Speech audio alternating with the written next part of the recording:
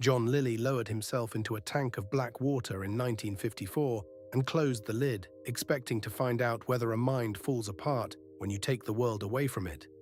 The water sat at the temperature of his own body, so after a while he could not tell where his body ended. No light, no sound. Nothing to touch, nothing to do. The going assumption was that a mind with nothing coming in would just drift into sleep or come apart at the seams. That was why nobody had really tried it. Lilly built the room and got in to see for himself. What he found was the opposite of nothing. Cut off from the world, his mind did not go quiet. It went to work.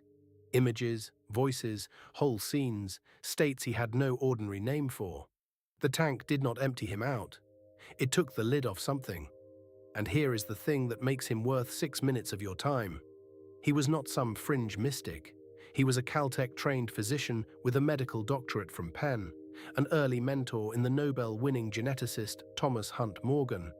And by the early 1950s, he was mapping electrical activity in living brain tissue at the National Institute of Mental Health, one of the most establishment addresses in American science. He was rigorous, well-funded, and completely mainstream. What set him apart was not a lack of discipline. It was a question the mainstream had no method for.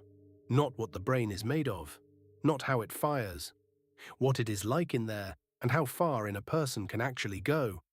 The tank came straight out of that question.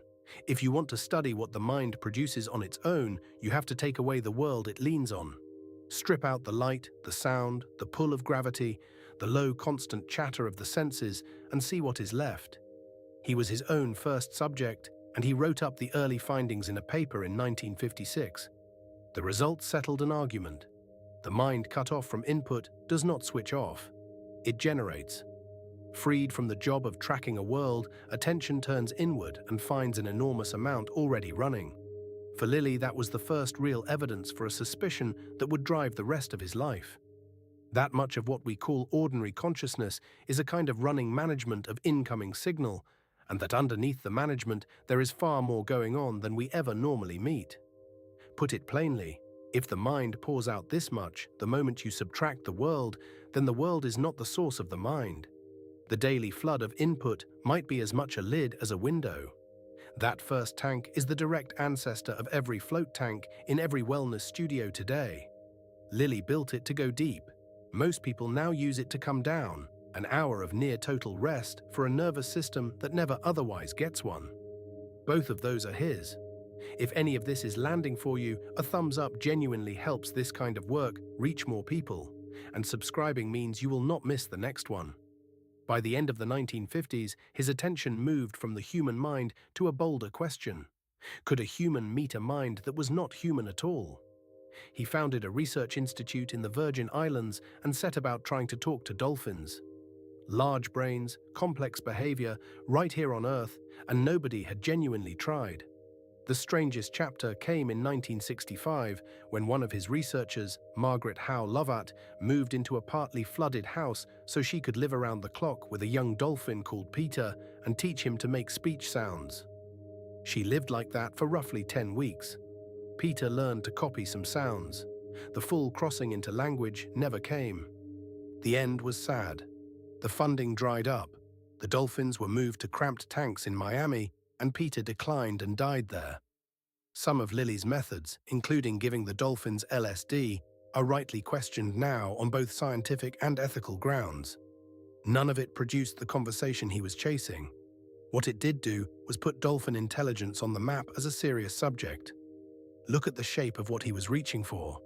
One kind of intelligence trying to build a channel to a completely different kind, willing to use every tool going, later even computers, to bridge the gap. That reach is far more familiar now than it was then. Then he combined the two threads of his life. He took the tank, and he took psychedelics, and he put them together in the sealed silence where nothing could distract from whatever came up. He was no longer studying subjects. He was the experiment, run on himself for years. A note from me before I go on. I do not encourage or condone drug use. This is here because it was central to his research, not because any of it is recommended. What he reported went a long way past neuroscience, states where he seemed to leave the body entirely, contact with what he took to be other intelligences. Above all, the sense of a vast network of minds, a level of reality where separate consciousnesses were connected outside space and time. He brought a trained neurophysiologist's eye to all of it. He knew what the drugs were doing to his brain, and he recorded what he met anyway, in detail, over years, and treated it as data worth keeping. The later years were hard, and there is no reason to soften them. His ketamine use grew heavy, then dangerous, and his standing in mainstream science did not survive it. But the hard years do not unbuild the tank or undo the Dolphin work and the ideas he brought back.